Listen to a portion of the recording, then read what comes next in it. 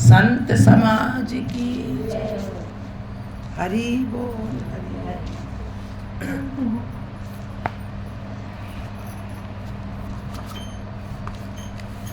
दरवाजा खोलना बंद है। वंदे हम श्री गुरु श्रीयुतपद कमलम श्री गुरून् वैष्णवांश्च श्री रूपम साग्र जातम सहगण रघुनाथान्वितं तं सजीवं साद्वैतं सावधूतं परिजन सहितं श्री कृष्ण चैतन्य देवं श्री राधा कृष्ण पादान सहगण ललिता श्री विशाखान्वितांश्च भक्त भक्ति भगवंत गुरु चतुर्नाम वपु एक इनके पद वंदन किए नाशै विघ्न अनेक। हरे कृष्ण कृष्ण कृष्ण हरे हरे हरे राम राम राम हरे हरे। श्री रूप सनातन भट्ट रघुनाथ श्री जीव गोपाल भट्ट दास रघुनाथ ए जय गोसाई करि चरण वंदन जहाँ ते विघ्न नाश अभीष्ट पूरन। ए जय गोसाई करि वृंदावन प्रकाश राधा कृष्ण नित्य लीला निकुंज विलास। अज्ञान तिमिरांधस्य ज्ञानांजन शलाकया चक्षुरुन्मीलितं येन तस्मै श्री गुरुवे नमः। वाञ्छाकल्पतरुभ्यश्च कृपा सिन्धुभ्य एव च पतितानां पावनेभ्यो वैष्णवेभ्यो नमो नमः। श्री गुरु चरण कमलेभ्यो नमो नमः। श्री संत चरण कमलेभ्यो नमो नमः। श्री गुरु प्रेमानंदे निताई गौर हरि बोल निताई गौर हरि बोल निताई गौर हरि बोल। भज निताई गौर राधेश्याम जप हरे कृष्ण हरे राम। हे कृष्ण करुणा सिंधु दीन बंधो जगतपते गोपेश गोपिका कांत राधा कांत नमोस्तुते। तप्त कांचन गौरांगी राधे वृंदावनेश्वरी वृषभानुसुते देवी त्वं नमामि हरि प्रिय त्वं नमामि हरि प्रिय। गोविंद भगवान की संत समाज की गौरांग महाप्रभु की बड़े बाबा की हरिनाम संकीर्तन की जय हो।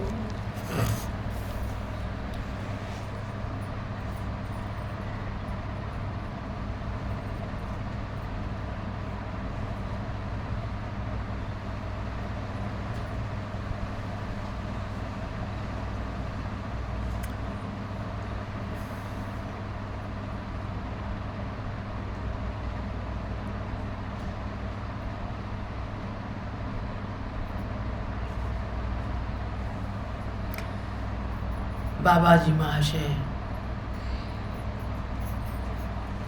उद्दंड नृत्य हो रहा है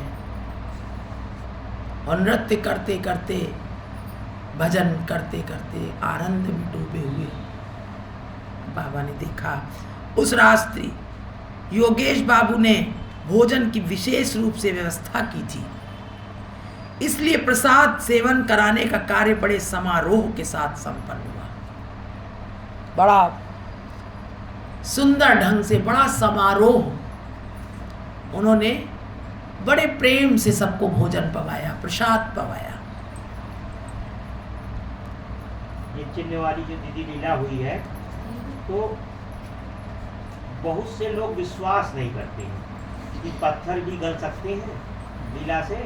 महाप्रभु जी की लीला हुई और झारखंड में जगह जगह पत्थर गल गए, तो बहुत से लोग विश्वास नहीं करते, नाम की महिमा पर विश्वास नहीं है। तो इसके निमित्त ये लीला हुई कि जीवों का विश्वास हो, प्रत्यक्ष देख करके विश्वास हो गया, फिर ये तो अपराध बन जाते। इसलिए प्रसाद सेवन कराने का कार्य बड़े समारोह के साथ संपन्न हुआ। भक्तगण पद चिन्हों की बात करते करते आनंद पूर्वक अपने अपने घर चले गए। बाबा जी महाशय ने उस रात्रि भक्त मंडली सहित वहीं विश्राम किया। प्रभात होते होते योगेश बाबू के घर उन पद चिन्हों का दर्शन करने बहुत से लोग आने लगे। सारे नगर में पद चिन्हों की चर्चा होने लगी। कोई कोई कहते नवदीप के ये बाबा जी अवश्य कोई महापुरुष हैं। विलायती मिट्टी के बने फर्श पर इस प्रकार का पद चिन्ह पड़ जाना क्या कोई साधारण बात है? और एक आश्चर्य की बात यह है कि योगेश बाबू के बैठक खाने में जाते ही एक अनिवर्चनीय भाव का उदय होता है। कह रहे हैं कि उनके बैठक खाने में जाते ही एक विलक्षण भाव आता है, जैसे मंदिरों में जाइए बड़ी शांति मिलती है। ये विलायती मिट्टी, ये मोज़ेक जो होता था, विदेशी जिसमें डिजाइनें बनती हैं, ये उसकी बात है। हाँ, तो क्यों वो ऐसी मिट्टी में कह रहे हैं, पर अरे साधारण मिट्टी में चलो खड़े हैं, वो कह रहे हैं कि ऐसे फर्श पर चरण चिन्ह बन गए और कह रहे हैं उनके उस बैठक खाने में जाते ही एक अद्भुत आनंद की प्राप्ति होती थी। जीव को बड़ी शांति प्राप्ति होती थी हृदय में। अनिवर्चनीय भाव का उदय होता है और उन बाबा जी महाशय के दर्शन मात्र से कोई कैसा पाखंडी क्यों ना हो, उसका भी हृदय द्रवीभूत हो जाता है।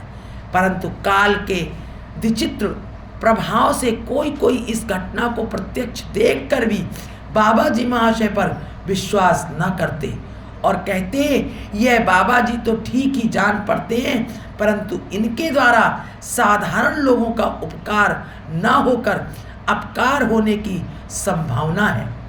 क्योंकि जिस प्रकार कॉलेज के छात्र पढ़ना लिखना छोड़ इनके पीछे मतवाले हो रहे हैं, उससे आसार कुछ अच्छे नहीं दिखते। नवीन बाबू के पुत्र गोकुल बाबू तो कभी घर पर भी रहते हैं या नहीं, इसमें संदेह है। कोई कहते हैं हाँ, इसमें बच्चों को फुसलाने का एक विशेष गुण दिखता है। ये बच्चों को भगा ले जाने वाला बाबा जी जान पड़ता है। बाबा जी महाशय प्रातः उठकर खोल कर ताल के साथ निताई गौरांग निताई गौरांग निताई गौरांग गदाधर जय सचिनंदन जगदीश तारन कलि कलुष नाशन अवतार का कीर्तन करते करते उन नवदीप जाने के उद्देश्य से स्नान करने के लिए खड़े नदी की ओर चल दिए। एक तो प्रातः काल के समय मन वैसे ही निर्मल रहता है, दूसरे सुमधुर कंठ से मधुमय नाम संकीर्तन सुन जन साधारण के प्राण स्वाभाविक रूप से उन्मत्त हो उठे। धीरे धीरे बहुत से लोग आकर कीर्तन में योगदान करने लगे और कीर्तन का प्रवाह इतना बढ़ गया कि बाबा जी महाशय उस दिन नवदीप न जा सके। कदाचित निताई चांद को और भी कुछ लीला दिखानी थी। कह रहे निताई चांद को और कुछ लीला भी दिखानी थी। योगेश बाबू और अन्यान राज कर्मचारी भी राज कार्य भूलकर कीर्तन में सम्मिलित हो लिए। किसी को कार्यालय जाने की सुध ही न रही। यह किसी की मोहिनी शक्ति थी। नाम की थी या नाम कीर्तनकारी महापुरुष की। यदि कहो कि नाम की, तो नाम तो नित्य ही होता है, परंतु इस प्रकार की आत्मविस्मृति नहीं देखने में आती। इसमें संदेह नहीं कि नाम सर्वशक्तिमान है, परंतु जिस प्रकार कांच जितना स्वच्छ और शक्तिशाली होता है उतना ही प्रकाश फेंकता है। बोलो गोविंद भगवान। बहुत सुंदर बात। उसी प्रकार आधार कितना ऊंचा होता है उतनी ही नाम की शक्ति उसके द्वारा प्रकाशित होती है। आधार जितना ऊंचा होता है उतनी ही नाम की शक्ति प्रकाशित होती है। पद चिन्ह की घटना के संबंध में पाठकों को हृदय में स्वाभाविक रूप से अनेक प्रकार के विचार उदय हो सकते हैं। इमारत कितनी ऊंची बनाई जाए, हाँ, उसके लिए नींव उतनी ही गहरी करनी पड़ती, उतनी ही गहरी करनी। वही बात। बहुत से लोग तो इसे कल्पित ही समझेंगे, परंतु जिन लोगों ने बाबा जी महाशय की शक्ति का तनिक भी अनुभव किया है, उनके लिए यह एक अति सामान्य घटना है।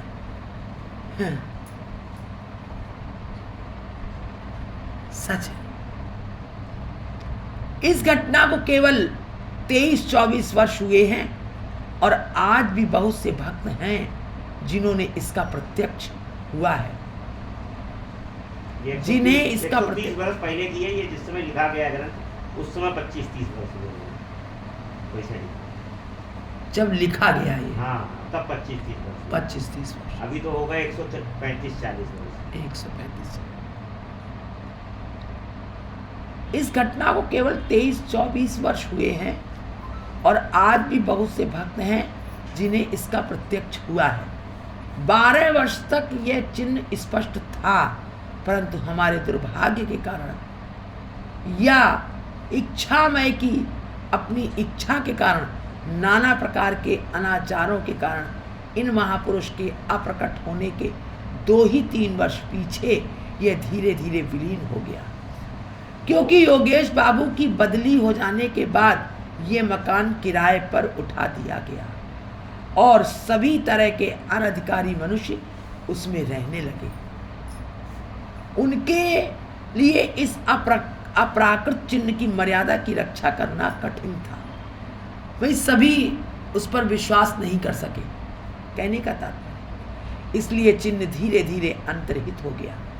बाबा जी महाशय के कुछ शिष्यों ने उस चिन्ह को कपड़े से ढककर उसे लोगों के पैरों के नीचे आने से रोकने का प्रयत्न किया और उसे किसी प्रकार फर्श तोड़कर वहां से हटाना भी चाहा।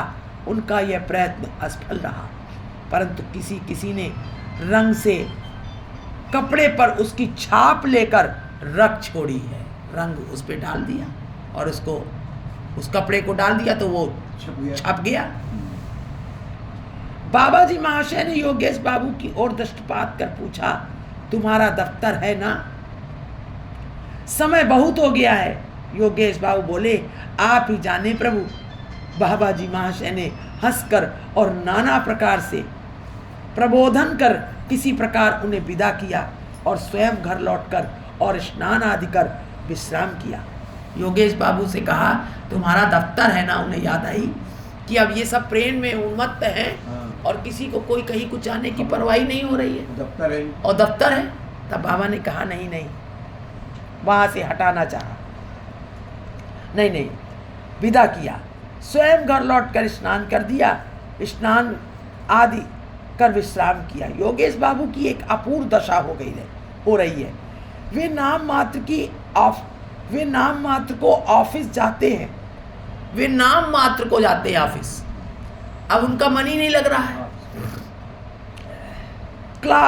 क्लर्कों से बात करते समय कुछ का कुछ कह जाते हैं। अब चित्त तो हर जाता है ना जब, तो ऐसी स्थिति हो जाती है, होश नहीं रहता जीव को, इतनी सामर्थ्य नहीं रह जाती उसके अंदर कि अब वो कुशलता पूर्वक सब कुछ कर सके। क्लर्कों से बात करते समय कुछ का कुछ कह जाते हैं और फिर नम्रता पूर्वक कहते, भाई मेरी बात का ख्याल न करना। सोते जागते केवल भज निताई गौर राधे श्याम, जप हरे कृष्ण हरे राम नाम का जप स्वतः होता रहता है, अपने आप चलता रहता है अंदर में। कृष्णनगर में प्राय 1.5 महीने से केवल बाबा जी महाशय के सुमधुर कीर्तन, सुललित अनोखी नृत्य भंगी, अपूर्व भाव तरंग, सुमिष्ट व्यवहार और मृदु वचनों की समालोचना हो रही है। जहां भी 2 व्यक्ति एकत्र होते हैं केवल यही एक चर्चा करते हैं। आज से समालोचना का एक और भी विषय हो गया है। नित्य योगेश बाबू के घर बहुत से लोग पद चिन्ह के दर्शन करने आते हैं। एक दिन देवेंद्र बाबू बोले, दादा सचमुच बैठक खाने में पक्के फर्श पर आपके पद चिन्ह पड़ गए हैं। बाबा जी महाशय बोले, भाई यह सब निताई चांद का खेल है, वही जाने। इस विषय में किसी व्यक्ति विशेष को लक्ष्य करना ठीक नहीं है, यानी हमें जो कह रहे हो ये ठीक नहीं है, ये तो निताई चांद की कृपा है, हमारा कोई इसमें। दिग्नगर यात्रा, बाबा जी महाशय देवेंद्र बाबू से बोले, देखो भाई कृष्णनगर में बहुत दिन हो गए, यहाँ और ठहरना ठीक नहीं। देवेंद्र बोले, यहाँ के लोगों को की जो अवस्था हो रही है उसे देख ऐसा जान पड़ता है कि इन्हें बताकर यहाँ से शीघ्र चलना कठिन होगा कि यहाँ की जो स्थिति है अगर इन्हें बता देंगे तो ये जाने नहीं देंगे। अब ये बिल्कुल मस्त हो गए, अब इन्हें बहुत बुरी हालत हो जाएगी इनकी, ये भी चल देंगे, पता नहीं क्या हो जाएगा। उसे देख अवस्था हो रही जाना। बाबा जी महाशय देवेंद्र बाबू का प्रस्ताव स्वीकार कर उसी क्षण भज निताई गौर राधे श्याम जप हरे कृष्ण हरे राम कीर्तन करते करते बाहर निकले। योगेश बाबू और अन्य भक्तों ने जब अपने अपने कार्यालयों से लौट कर देखा कि बाबा जी महाशय कीर्तन लेकर बाहर निकले हैं तो सब समझे कि वे नगर कीर्तन को जा रहे हैं। और भी लोग जो दफ्तर जाते थे सभी कार्यरत थे। तो जब सब योगेंद्र बाबू के साथ जब और भी लोग सब आने लगे अपने अपने घरों के, तो लोगों ने देखा कि बाबा कीर्तन करते हुए नगर के बाहर जा रहे, तो उन्होंने सोचा कीर्तन कर रहे हैं अभी, हमें छोड़ के कभी थोड़ी ना ऐसे जाएंगे। कीर्तन लेकर बाहर निकले हैं तो सब समझे कि वे नगर कीर्तन को जा रहे हैं। परंतु जब कीर्तन धीरे धीरे पश्चिम की ओर जाने लगा तब सभी निराश होकर चित्रवत खड़े रह गए, अवाक देखने लगे ये क्या होने लगा। कई लोग बहुत दूर तक कीर्तन के साथ चलते रहे, परंतु बाबा जी महाशय ने बहुत प्रकार से समझा बुझाकर उन्हें विदा किया और आप दिग्नगर की ओर चल दिए। महापुरुषों का हृदय कुसुम से भी अधिक कोमल और वज्र से भी अधिक कठोर होता है। महापुरुषों का हृदय कहीं कहीं वो वज्र से भी कठोर होते हैं, हो जाते हैं, बड़ी कठोरता उनके हृदय में, और कहीं कहीं पुष्प से भी कोमल होता है। लीला है भगवान की। कृष्णनगरवासी नर नारियों को आशा थी कि अभी कुछ दिन और वे उस अनुभूतपूर्व चिन्मय आनंद का उपभोग करेंगे, परंतु प्रभु की इच्छा से उनकी वो आशा पूर्ण ना हो सकी। अब बाबा को जाना है तो जाना है। अब यहाँ पर कठोर हो गया हृदय, वज्र यानी पत्थर से भी कठोर हो जाता है कहीं कहीं। ये अधिक रुकना महापुरुषों का देखिए ठीक नहीं है, वो भी ठीक नहीं, वो नहीं रुकते हैं। कृष्णनगर आज निरा आनंदमय है, निरा आनंदमय है। जो परमा आनंदित हृदय से नित्य की भांति बाबा जी महाशय के दर्शन करने गए थे, वे दुखित होकर अपने अपने घर लौट आए।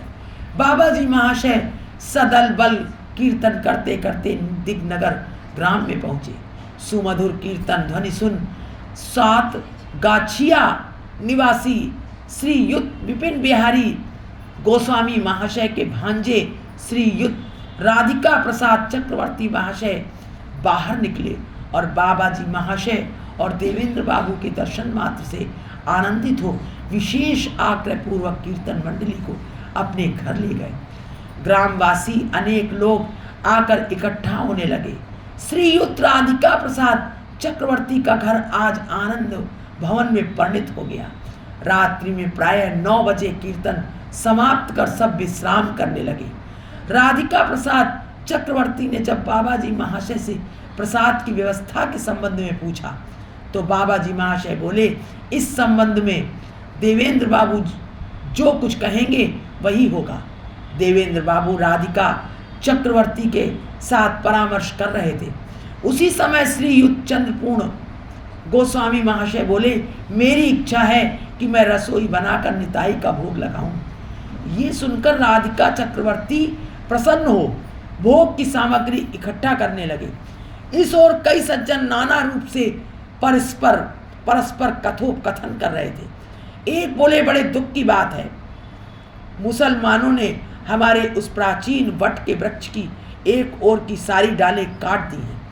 न जाने कब से हम उस वृक्ष की देवता के समान पूजा करते आए हैं, परंतु वे हमारे भाव का तनिक भी आदर न कर कहते हैं हिंदुओं के देवता तो सभी जगह हैं, एक भी देवता दिखे तो जाने।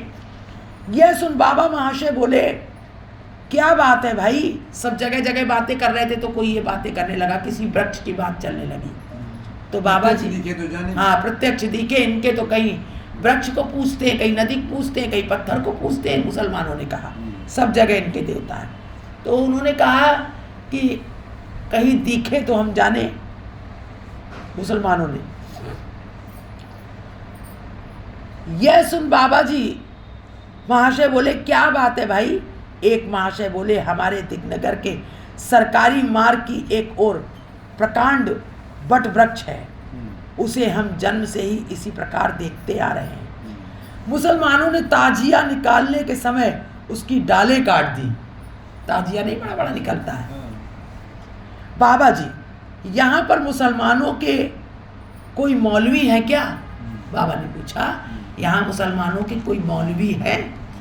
एक सज्जन नहीं प्रभु, यहाँ कोई मौलवी नहीं है।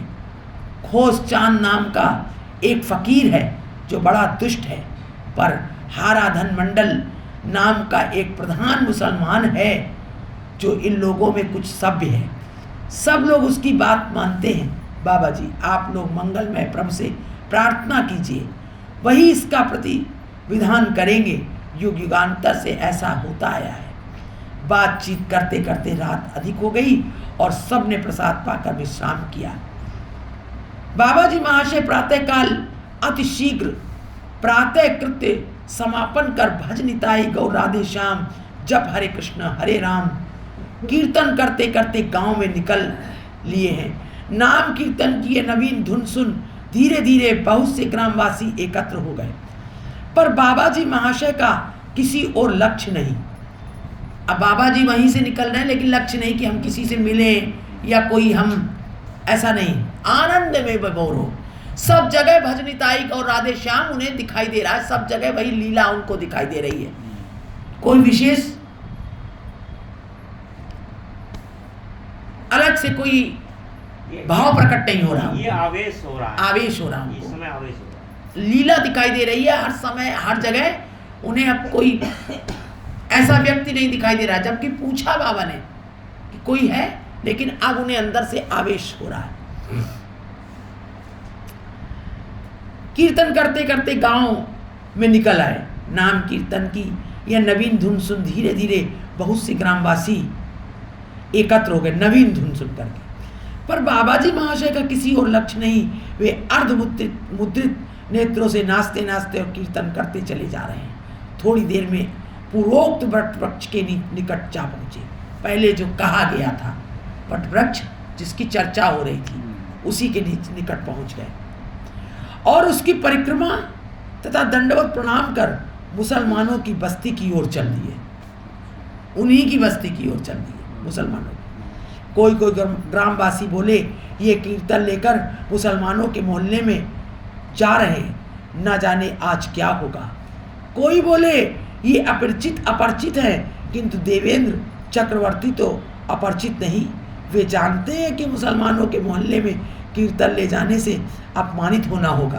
कहने लगे यहाँ बाबा तो नहीं जानती और ये भक्त मंडली नहीं जानती है, लेकिन ये तो जानते हैं कि मुसलमानों का मोहल्ला है, ये बाबा जा रहे हैं तो बाबा को रोक लें, नहीं तो अपमान होगा, वहां अपमानित होना होगा। एक ने कहा चलो हम उन्हें उस ओर जाने से मना करें। दूसरे ने कहा जाने भी दो ना, देखे क्या होता है। वो परीक्षा लेना। हाँ, पर कौन किसकी सुनता है। बाबा जी महाशय एक परिचित व्यक्ति की भांति कीर्तन करते करते ठीक हाराधन मंडल के घर पहुंच गए। हाराधन के घर पहुंचे। हाराधन घर में ही था। अकस्मात घर में बहुत से लोगों को देख किंकर्तव्य विमूढ़ भाव से बाहर आया। अब वो कुछ समझ ही नहीं पाया, ये हरी ध्वनि हो रही है। और सबसे बड़ी बात ये है कि लोग द्वेष करते हैं और द्वेष करके तमाम सारी बातें करते हैं, और ये इतने प्यार से खड़े हैं और इन्हें कोई डरी भय नहीं है। मतलब ये बात क्या है। मोहल्ले में मुसलमानों के कहीं भी आज भी कोई चला जाए मोहल्लों में हाँ? तो पत्थर बरसने लगेंगे, पत्थर बरसने निश्चित। और ये ये इतने एकदम निश्चिंत, इनके अंदर इतनी निश्चिंतता है, आखिर ये है क्या? ये भय क्यों नहीं कर रहे, डरते क्यों नहीं है ये? अरे बहुत सी बातें चलती है ना जीव के अंदर। कहने की न जाने फिर बाबा जी महाशय एक परिचित व्यक्ति की भांति कीर्तन, परिचित व्यक्ति की बात, जैसे नहीं खूब आनंद से अपने ही लोगों में आदमी कोई डर भय नहीं होता है, लेकिन दूसरे का कोई चेहरा देखता है ये सोचता, दुनिया भर की बातें सोचता है, लेकिन नहीं। अकस्मात घर में बहुत से लोगों को देख किंकर्तव्य विमूढ़ भाव से बाहर आया। कीर्तन मंडली शिक्षित सैनिकों के समान उसे घर घेर कर कीर्तन करने लगी। सब प्रेम में उन्मत्त और बाह्य स्मृति रहित हो कीर्तन कर रहे थे। यकायक बाबा जी महाशय ने हाराधन को लक्ष्य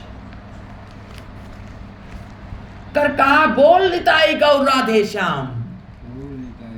पहले तो सब आपस में भजन करते रहे, लेकिन बाबा ने एकदम हाराधन की ओर देखा और नेत्र से नेत्र मिला के कहा कि बोल निताई गौर राधे श्याम। हाराधन बोल निताई गौर राधे श्याम, हाराधन कह पटा, वो भी कह उठा। अब जब इतनी निर्भीकता से कहा जा रहा है, प्रभाव है ये, क्योंकि इस जगत में भैया कोई है नहीं अलग। ये सब संसार में विभाजन कर दिया, माया से हो गया ये सब। ये है कुछ नहीं अलग, है एक वही तत्व। तो बाबा का जो हृदय से जो वाणी निकली, वो निताई चांद की ही वाणी है। अब जब एक ही तत्व है तो कैसे नहीं बोलेगा? प्रभाव है ना। बाबा जी बोल बेटा हरे कृष्ण हरे राम। हाराधन बोल बेटा हरे कृष्ण हरे राम, उसने भी वही दोहराया। फिर बाबा जी बोले बोल बेटा निताई गौर राधे श्याम। पहले तो उन्होंने कहा बोल हरे कृष्ण हरे राम, तो उसने फिर बाबा ने बेटा कह के बोला। अब तो उसका हृदय, हाराधन बोला बोल बेटा निताई गौर राधे श्याम। इस प्रकार प्राय 15 मिनट तक जिस स्वर में जो शब्द बाबा जी महाशय कहते, हाराधन भी मंत्र मुक्त की भांति उसी स्वर में वही शब्द दोहराता रहा। अब ये कठपुतली है ना जीव भगवान की, कुछ कर पा रहा है? कितनी, मतलब ये तत्व की बात है। नाम का प्रभाव हो रहा है, नाम का प्रभाव हो रहा है। ये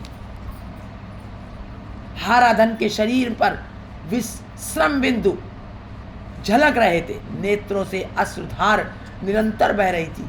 उसके दाहिने हाथ में रंग बिरंगी स्फटिक की जप माला थी और पैरों में खड़ाऊं। इसी अवस्था में दोनों हाथ उठाकर नृत्य करने लगा। तब बाबा जी महाशय ने आनंद में नृत्य करते करते अधीर भाव से उसे आलिंगन किया। उसी समय वो अचेत हो भूमि पर गिर पड़ा।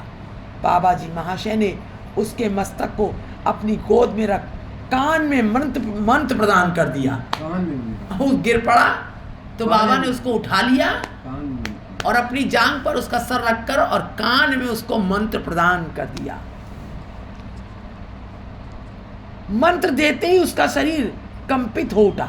वो भूमि पर लोटपोट होने लगा, फिर उठकर धूल दूसरी देह से नृत्य करने लगा। एकदम हा करके एकदम उसका शरीर जो था वो कांपने लगा और लौटने लगा भूमि पर, और फिर धूल दूसरी देह से फिर उठकर नृत्य करने लगा।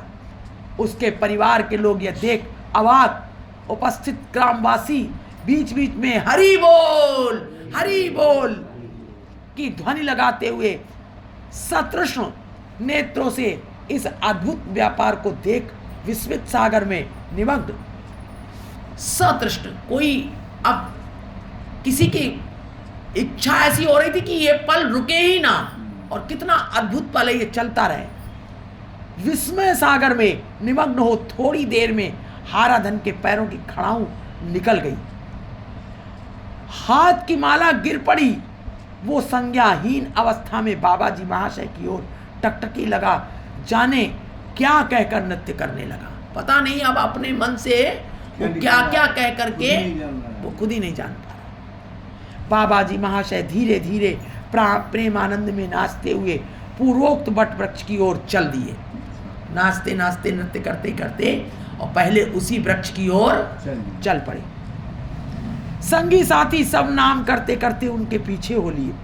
हाराधन भी चुंबकाकृष्ट, जैसे चुंबक से आकृष्ट हो जाता है कोई लोहा अपने आप, उसी तरह वो अपने आप चुंबकाकृष्ट लोहे के समान आत्महारा हो उनके पीछे पीछे चलने लगा।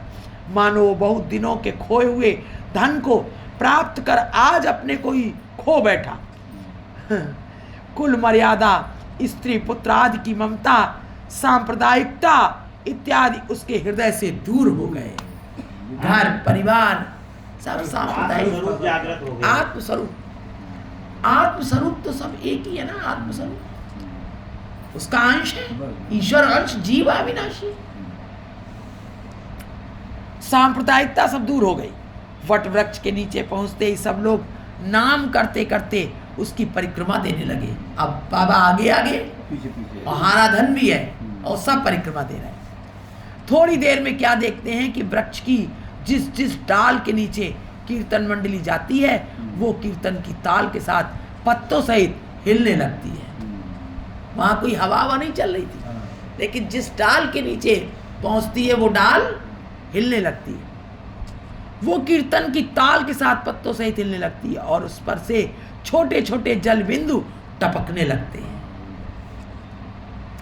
दर्शकों ने पहले तो समझा किसी पशु पक्षी के कारण ऐसा होता है, परंतु यह भ्रम देर तक न टिक सका। पहले सब समझे कोई पशु पक्षी बैठा होगा, कोई बंदर अंदर कूद गया होगा, हिल रही है। लेकिन यह भ्रम बहुत देर तक नहीं, बार बार ऐसा होता रहा, दिखाई दे रहा है अब। क्योंकि यह प्रत्यक्ष था कि ये लोग कीर्तन करते करते जिस डाल के नीचे जाते थे उसी डाल की यह अवस्था होती थी। हिंदू या मुसलमान जो भी लोग वहाँ उपस्थित थे आश्चर्य से उस घटना को देख रहे थे और दूसरों को दिखा रहे थे और बाबा जी महाशय की अलौकिक शक्ति की मुग्ध कंठ से प्रशंसा कर रहे थे। धीरे धीरे मुसलमान बालक वृद्ध नर नारी सभी भज निताई गौर राधे श्याम जप हरे कृष्णा हरे राम कीर्तन करते करते वृक्षराज की परिक्रमा करने लगे। वो वृक्ष मानो आज कल्प वृक्ष में परिणित हो गया। उसके पत्ते पत्तों में आनंद का संचार हो गया। नाम कीर्तन के प्रभाव से उसमें अश्रु, कंप और नृत्य आदि उत्तरोत्तर बढ़ते गए। विद्युत की बात एकदम नगर के कोने कोनों में शोर हो गया। विद्युत जैसे बिजली करंट दौड़ जाता है, ऐसे सब जगह ये बात फैल गई। जिनके कीर्तन के प्रभाव से वटवृक्ष नृत्य कर रहा है, चारों ओर से भाग भाग कर लोग इस दृश्य को देखने आने लगे। कोई स्नान करते का जाते समय हाथ में अंगोछा लिए, कोई स्नान करते करते भीगे वस्त्र पहने, कोई पानी का कलसा सिर पर रखे भागा चला आ रहा है। रास्ते में जिसे भी देखता है उससे पूछता है, अरे भाई क्या सचमुच पेड़ नाच रहा है? लोग भागते नहीं है, अच्छा देखें तो जल्दी भाग रहे हैं। वो लोग कहते थे ना कुछ देखे तो जाने। हाँ, और जो उधर से आ रहा है तो उसे कहे क्या सचमुच वहां ऐसा हो रहा है? कीर्तन अब भी हो रहा है, अरे हाँ क्या सचमुच पेड़ नाच रहा है? कीर्तन अब भी हो रहा है क्या? हाराधन क्या कर रहा है? क्या वहां अभी भी कीर्तन हो रहा है? क्या और भी मुसलमान वहां हैं? ऐसा तो नहीं कहीं जबरदस्ती ये नाटक कर रहे हैं हिंदू लोग, तो और भी मुसलमान हैं। इन प्रश्नों का उत्तर सुन वह और भी तेजी से वृक्ष की ओर भागने लगता है। देखते देखते वृक्ष के नीचे इतनी भीड़ लग गई कि तिल रखने का स्थान नहीं रहा। यकायक बाबा जी महाशय कीर्तन मंडली से निकल वृक्ष के तने में एक संधि स्थल के पास जाकर खड़े हो गए, जो दोनों ओर से वृक्ष की लटकती हुई जटाओं से घिरा होने के कारण एक सुंदर गुफा या मंदिर जैसा लगता था। वैसे करके बड़ी बड़ी जटाएं थी, तो बाबा उसके नीचे दो शाखाएं, पुराना वृक्ष था, तो ऐसा लगता था कोई कोटर है, कोई वो ऐसे दोनों खो हाथ ऐसे करके ऐसे, हाँ हमने देखा है, ऐसे करके दोनों हाथ ऐसे कोटर के अंदर बाबा खड़े।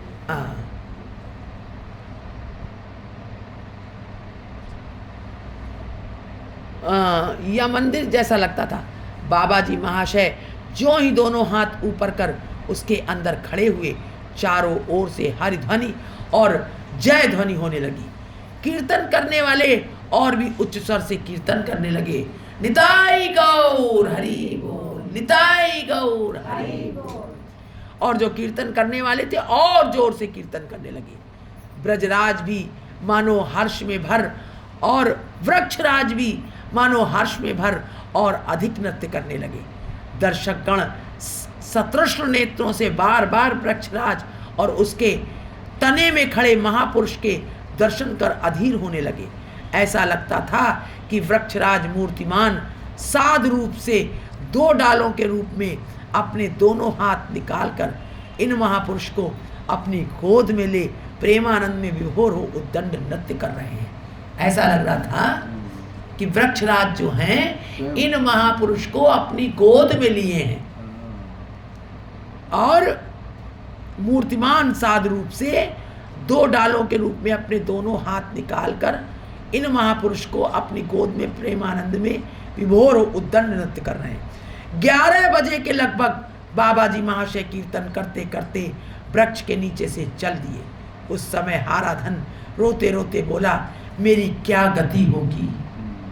जब जाने लगे वो, मैं अब घर में ना रहूंगा, कृपा कर मुझे अपने साथ ले चलिए, मेरे लिए दूसरा कोई उपाय नहीं है। बाबा जी, देखो भाई, परम दयालु निताई चांद ने तुम्हारे ऊपर कृपा की है। बोलो गुरुदेव भगवान की जय, निताई गौर तुम्हारे ऊपर कृपा की है। यदि तुम इस वृक्ष के प्रति और अत्याचार ना करो तो तुम्हारे लिए कुछ भी भय नहीं है। अब तुम अत्याचार करते हो, अब अत्याचार अगर और ना करो तो तुम्हारे लिए भय नहीं है। आज से इस वृक्ष का नाम कल्पतरु हुआ। इसके पास आकर जो कोई भक्ति पूर्वक जिस वस्तु के लिए प्रार्थना करेगा वो उसे अनायास प्राप्त होगी। तुम प्रतिज्ञा करो कि अब कभी इसके ऊपर आघात नहीं करोगे। अब इसको काट कूट के ताजी आजिया निकले तो नहीं, अब न मत करना। हाराधन, मैं आपके पैर छूकर शपथ लेता हूँ, मेरा तो कहना ही क्या, मेरी वंशावली में से जो कोई इस पर आघात करेगा उसका वंश न रहेगा। उसने हाराधन ने कह दिया। बाबा जी, बाबा जी, मैं तुमसे बहुत प्रसन्न हूँ, करुणा में निताई चांद तुम्हारे ऊपर कृपा करे। मैं तुमसे अपना धन छोड़ने के लिए नहीं कहता, पर तुम किसी का अनिष्ट ना करना। अब बहुत गूढ़ बात कह रहे हैं बाबा। मैं तुमसे धर्म छोड़ने को नहीं कह रहा हूं। अब धर्म तो अपने आप परिवर्तन हो जाएगा। अब तुम आत्म दर्शन करने लगोगे, आध्यात्म धर्म हो जाएगा तुम्हारा। किसी के ऊपर किसी का अनिष्ट ना करना, किसी भी धर्म के प्रति द्वेष व हिंसा का भाव न रखना, प्राणी मात्र को उद्वेग न देना और गोवध न करना। और याद रखना कि तुम्हारे या किसी और के ऊपर कोई विपत्ति आए तो इस कल्पतरु की जड़ में दूध और गंगा जल देने से तथा इसके नीचे घी का दीपक जलाने से दूर हो जाएगी। और याद रखना कि कोई विपत्ति किसी पर पड़े तो इस वृक्ष के नीचे घी का चिराग जलाकर और दूध और गंगा जल देने से, जड़ में दूध और गंगा जल देने से तथा इसके नीचे घी का दीपक जलाने से सारी समस्याएं दूर हो जाएंगी। अब घर जाओ, मैं तक इस ग्राम में रहूं, मैं जब तक इस गांव में रहूं इसी स्थान पर आकर मिला करो, उससे मिला करो। इतना कहकर बाबा जी महाशय ने हाराधन को आलिंगन किया और भज निताई गौर राधे श्याम जप हरे कृष्ण हरे राम कीर्तन करते गांव में प्रवेश किया। बोलो गोविंद भगवान की। आज यहीं विराम लेते हैं।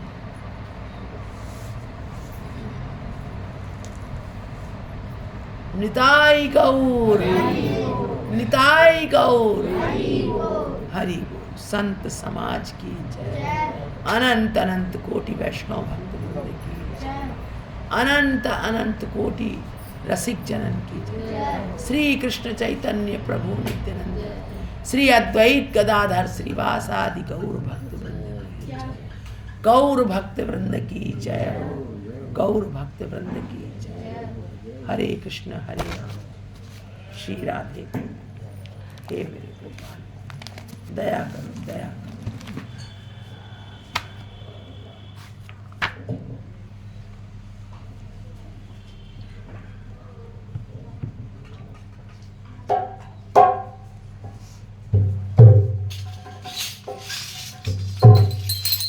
संसार के प्राण धार हो,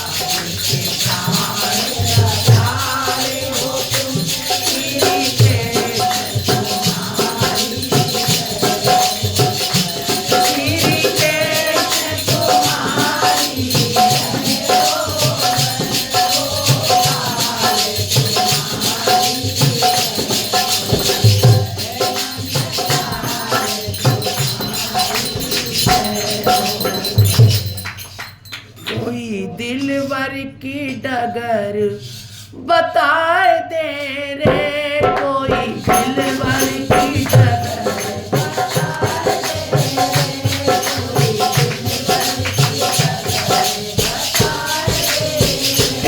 मेरे प्रियतम से मोहे मिलाए दे रे,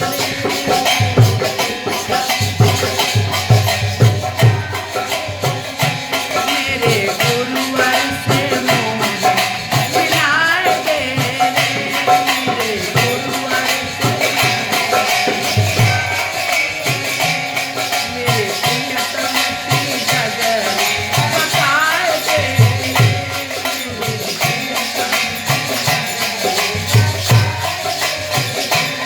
मेरे दिलबर की डगर बताए दे रे।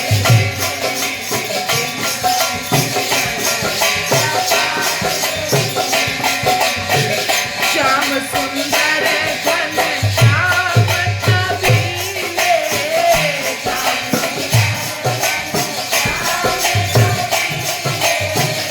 श्याम सुंदर घन श्याम कबीले की,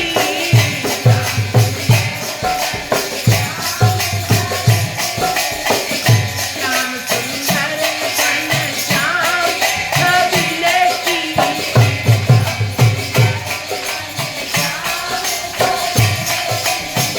अरे मेरे कानन कथा सुनाए दे रे,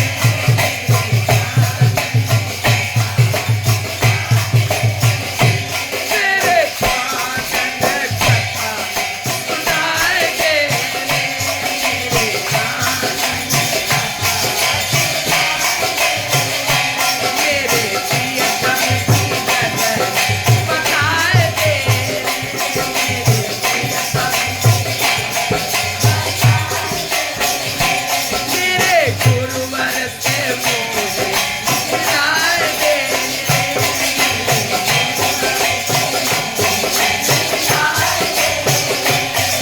अरे जाके रंग रंगो मन मेरो,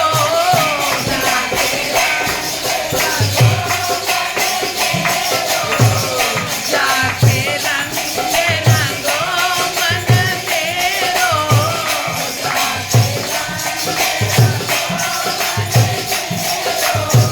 अरे कोई बाकी झलक दिखाए दे रे, कोई बाकी झलक दिखाए दे,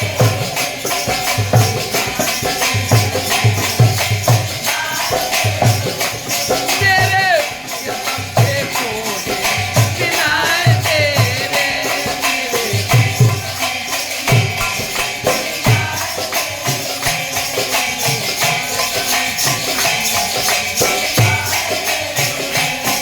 अरे उन देखे बिन कछु न सुहावे, उन देखे बिन, उन देखे बिन कछु न सुहावे,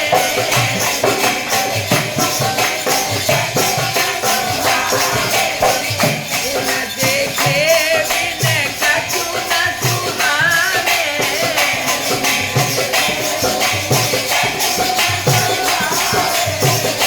बाकी बाकी आए, बाकी बाकी झलक दर्शाए दे, बाकी बाकी झलक दर्शाए दे, मेरे प्रियतम से मोहे,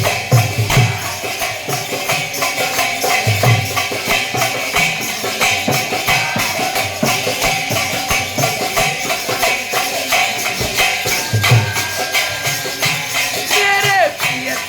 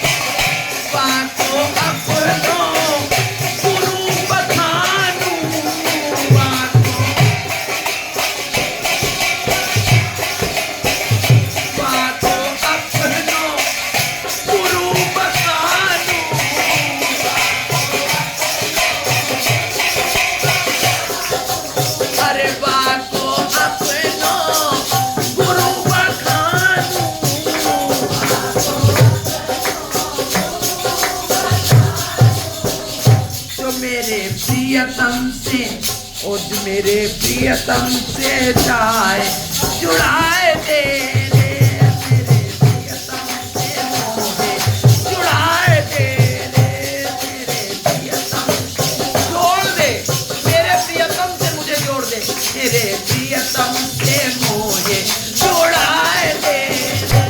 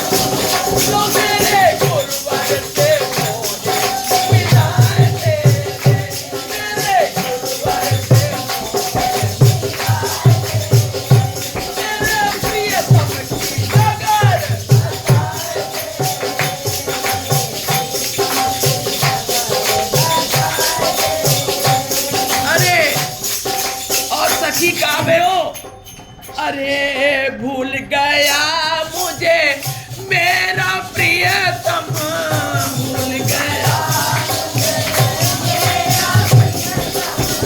भूल गया मुझे मेरा प्रियतम, भूल गया, भूल गया मुझे मेरा प्रियतम, भूल गया,